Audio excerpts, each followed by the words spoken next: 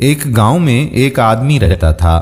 وہ غصے کا بہت تیز تھا۔ غصے میں وہ لوگوں کو بہت برا بھلا بول دیتا تھا۔ جب اس کا غصہ ختم ہو جاتا تو اسے بہت افسوس ہوتا تھا۔ وہ اپنے زیادہ غصے کی وجہ سے بہت پریشان رہتا تھا۔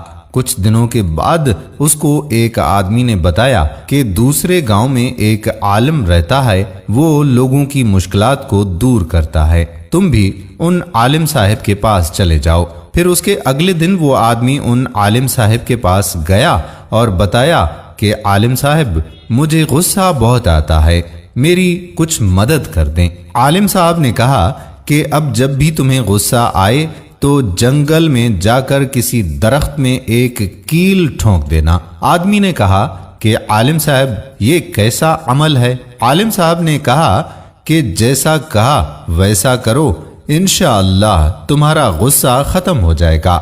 آدمی نے کہا ٹھیک ہے عالم صاحب، اب میں ایسا ہی کروں گا۔ اس کے بعد جب بھی اس آدمی کو غصہ آتا تو وہ جنگل میں جا کر درخت میں ایک کیل ٹھونک دیتا۔ اسی طرح کافی دن گزر گئے۔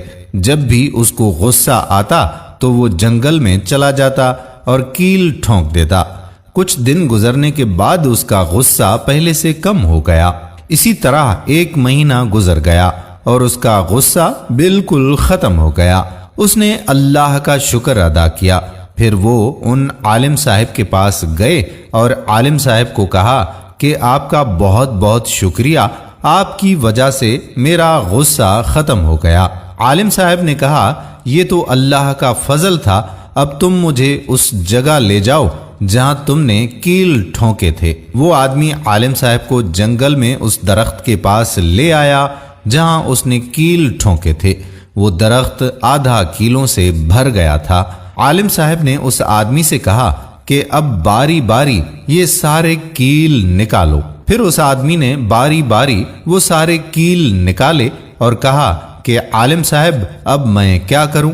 عالم صاحب نے اس آدمی سے کہا کہ ان کیلوں کو نکالنے سے اس درخت میں جو سوراخ ہوئے ہیں، تمہارے غصے کی وجہ سے یہی سوراخ لوگوں کے دلوں میں بھی ہوتے ہیں، جن کا داغ ابھی بھی ان کے دلوں میں لگا ہوا ہے۔ یہ بات سن کر وہ آدمی بہت شرمندہ ہوا اور اپنے رب سے معافی مانگنے لگا۔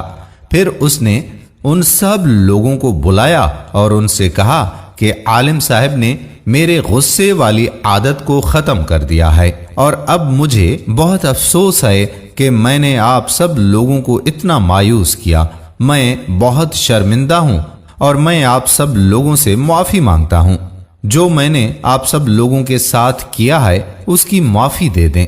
پھر اس عالم صاحب کا دوبارہ شکریہ ادا کیا اور اللہ سے توبہ کر لی۔ دوستو، اسی لیے تو کہا جاتا ہے نا کہ جب بھی انسان کو غصہ آئے تو وہ اس پر صبر کرے، کیونکہ غصے میں بولے جانے والے الفاظ دوسرے لوگوں کی دلوں پر ہمارے لیے داغ بنا دیتے ہیں اور پھر ہماری شخصیت اس طرح سے داغدار بن جاتی ہے۔